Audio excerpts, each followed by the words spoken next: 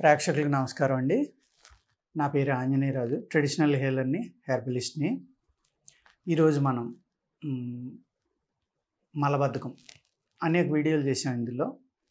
కానీ ఈ వీడియో మలబద్ధకానికి పరిష్కారాలు చెప్తా. అసలు మలబద్ధకం వల్ల మనకి ఎన్ని రకాల జబ్బులొస్తాయి?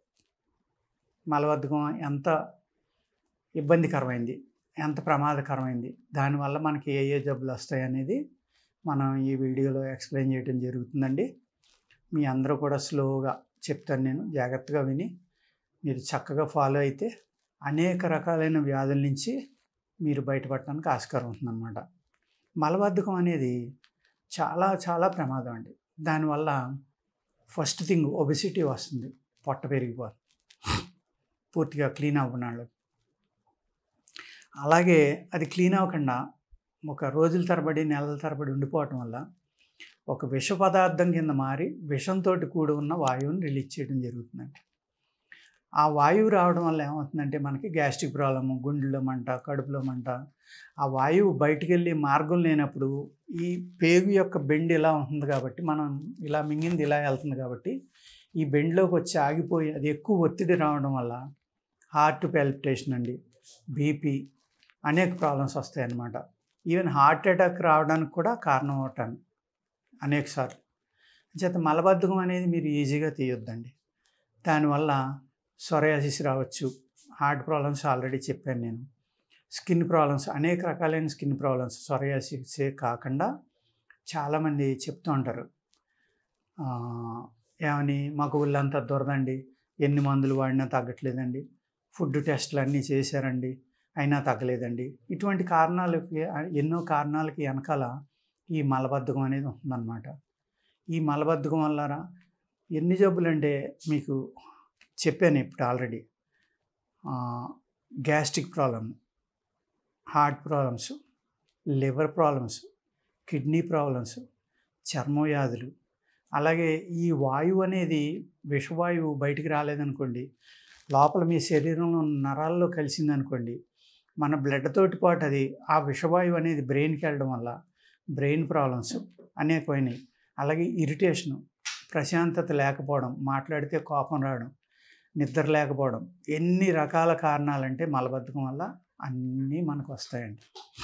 శరీరంలో అతివేడి పెరిగిపోతుంది, చిరాకు, హ్యాపీనెస్ ఉండదు, మీరు ఫుడ్‌ని ఎంజాయ్ చేయలేరు, ప్రశాంతంగా ఉండలేరు. ఇన్ని రకాల కారణాలు ఒక్క మలబద్ధకం వల్ల మనకు వస్తాయండి. మనం ఏమనుకుంటాం, ఏదో ఒకటిలే మధ్య మధ్యన ఏదో మోషన్‌కి వేసుకుందాం, ఇంకోటి అనుకుంటాం.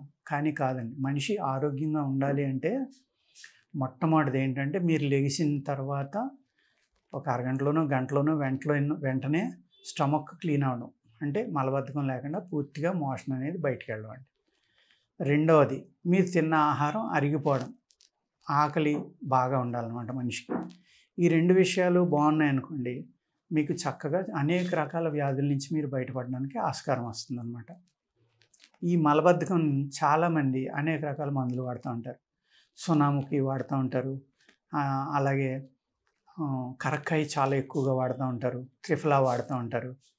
ఈ సునాముఖి అనేది కూడా అనేక రకాలుగా వాడుకోవచ్చండి మనం. సునాముఖి ఎలా అంటే మీరు మజ్జిగతోటి తీసుకుంటే సునాముఖి నిద్రపోయి ముందర ఒక మజ్జిగతోటి మీరు 6 తులం నుంచి తులం వరకు మీ ఏజ్ని బట్టి దాన్ని బట్టి మీరు తీసుకోండి.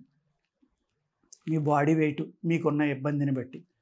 సునాముఖితోటి మీకు క్లీన్ అవ్వలేదనుకోండి, మజ్జిగతోటి తీసుకోవడం వల్ల ఉపయోగం ఏంటంటే, నేను ఏ విధమైతే విషవాయువులు పెరిగిపోయి అనేక రకాల ప్రాబ్లమ్స్ వస్తాయో, ఆ విషవాయువుల్ని ఇమీడియట్‌గా తగ్గించి బయటికి పంపేసే లక్షణం సునాముఖిలో ఉందండి. అందుకేంటంటే అది కూడా మీరు మజ్జిగతోటి తీసుకుంటేనే ఆ పని చేస్తుంది.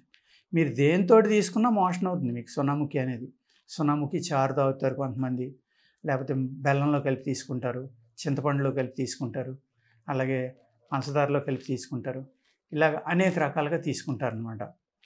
ఇన్ని రకాలుగా తీసుకున్నా కానీ నేను చెప్పిన విధంలోనే తీసుకుంటాం వల్ల ఎక్స్ట్రా ఈ బెనిఫిట్ ఏంటంటే, మీకు మంచిగా పనిచేసే ఉపయోగం ఏంటంటే, సునాముఖి తీసుకోవడం, మజ్జిగతోటి తీసుకోవడం వల్ల అది మీ శరీరంలో ఉన్న విషవాయువుల్ని, మీ శరీరంలో మీ ప్రేగుల్లో పేరుకుపోయిన మలం ఏదైతే పేరుకుపోయి అది గట్టిపడిపోయి స్కేలింగ్ కింద మీ పేగులకి ఏవైతే విష పదార్థాలు అంటుకున్నాయో అన్నిటిని కూడా వదిలించగలిగే శక్తి సోనాముఖిలో ఉందండి.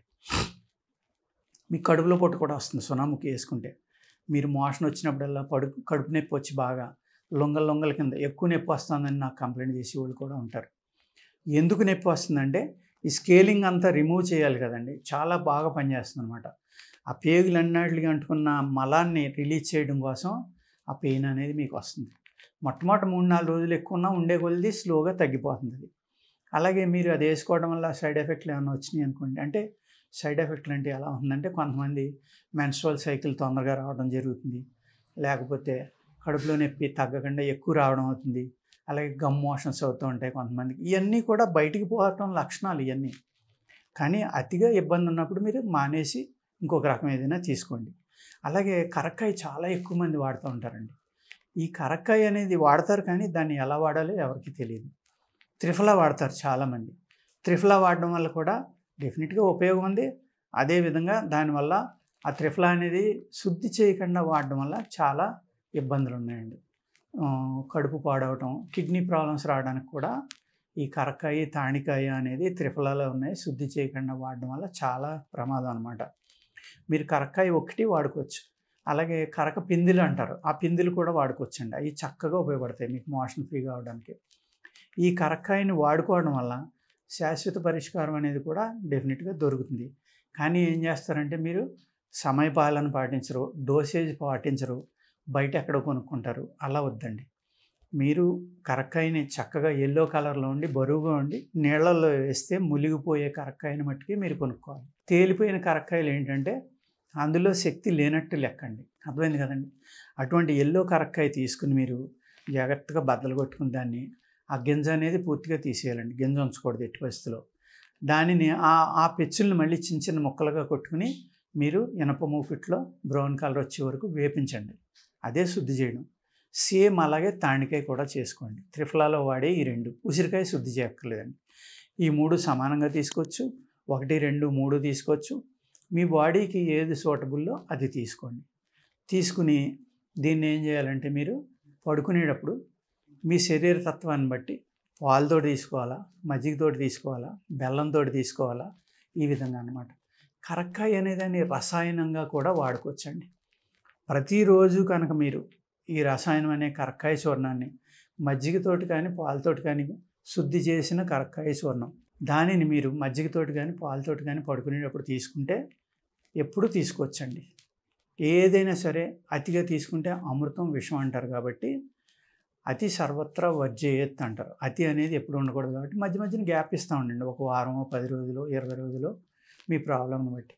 ఇది రసాయనంగా వాడాలంటే మట్టి కనీసం 2 సంవత్సరాలైనా వాడుకోండి మీరు.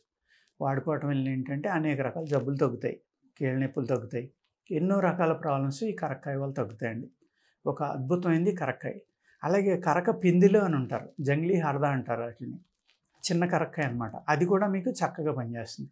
అది అనేక రకాలైన మీ శరీరంలో ఉన్న వాయువులను కానీ, మోషన్ కానీ, చెడు నీరుని కానీ అన్నిటికి పంపడంలో అది కూడా పనిచేస్తుంది. కానీ దాన్ని ఏం చేస్తారంటే కొద్దిలో నెయ్యిలో తడి పొడిగా ముక్కలు కొట్టి జాగ్రత్తగా వేపించుకోండి. బాగా వేపించుకుని పౌడర్ కొట్టుకుని అదొక భాగము, ఎండు ద్రాక్ష ఒక భాగం సున్నాముఖి, ఒక భాగం నల్ల జీలకర్ర, ఇలాగా మీరు కలుపుకుని రోజ్ పెటల్స్ ఒక భాగం ఇలా కానీ కలుపుకుని మీరు తీసుకున్నారనుకోండి, కడుపులో విషవాయువులు అద్భుతంగా తగ్గిపోతాయి అన్నమాట. చాలా అంటే చాలా బాగా పనిచేస్తుంది. ఇప్పుడు నేను చెప్పిన ఈ ఫార్ములా అన్నీ సమానంగా తీసుకోండి.